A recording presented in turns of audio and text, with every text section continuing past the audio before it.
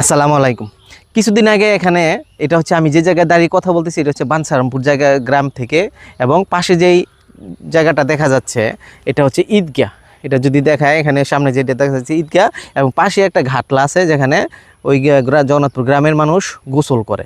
তো ঘাটলার দেখানো যাচ্ছে না, ওইখানে মহিলা মানুষ গোসল করতেছে। তো মূলত মেসেজটা ছিল এরকম যে আমি যে জায়গায় দাঁড়িয়ে আছি বাঞ্ছারামপুর গ্রামে, আর পাশে যে সামনে যে ঈদগাহটা দেখা যাচ্ছে বা নদীর ওই পারে দেখা যাচ্ছে ওটা হচ্ছে আপনার জগন্নাথপুর গ্রাম। তো এখানে যদি আমরা এই নদীটা পারাপার হইতে যাই বা ওই পার যেতে চাই বা ওই পারের লোক যদি এই পার আসতে চায়, তাহলে আমাদের কাছে যদি ধরেন রাস্তা আছে দুইটা, আমি সেটাই বলছিলাম যে দুইটা রাস্তা আছে। একটা হচ্ছে কুত্তা দিয়ে কুত্তার কাঁধে চড়ে আমার ওই পার যেতে হবে, অথবা শুয়োরের পিঠে চড়ে আমাকে ওই রাস্তার ওই পার যেতে হবে।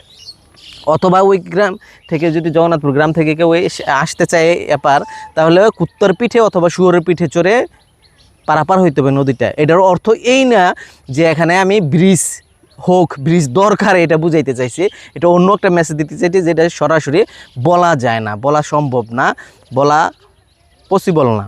তো এখানে ব্রিজ হোক, এখানে ব্রিজ হইলেই বি আমার কি, না হইলেও আমার কি, এবং এটা আমার কোনো আসলে প্রয়োজনই নেই আমার ব্রিজ। এটা বরঞ্চ হইলে জগন্নাথপুর গ্রামের লাশটা আনতে সহজ হইতো। এটা আমার মূল টপিক ছিল না, আমার মূল টপিক ছিল অন্য একটা মেসেজ দেওয়া। এটা এই দেশের সোশ্যাল মিডিয়াতে কি পরিমাণ মানে আইকিউলেস অথবা কত থার্ড ক্লাস মেন্টালিটি নিয়ে এই দেশের সোশ্যাল মিডিয়ার প্ল্যাটফর্মে অবস্থান করে, সেটার একটা লিস্ট আছে। এক ভাই এটা লিস্ট করেছে যে এই দেশের সোশ্যাল মিডিয়াতে পারফরমেন্স করা বা যারা অ্যাক্টিভ আছে তাদের মধ্যে তাদের আইকিউ লেভেল, তাদের ধ্যান ধারণা, চিন্তা চেতনা মানে কত থার্ড ক্লাস, কত নিচু পর্যায়ে, কত নিম্ন পর্যায়ের, সেটা আপনার যে কোনো একটা স্ট্যাটাসের কমেন্ট দেখলেই বুঝতে পারবেন।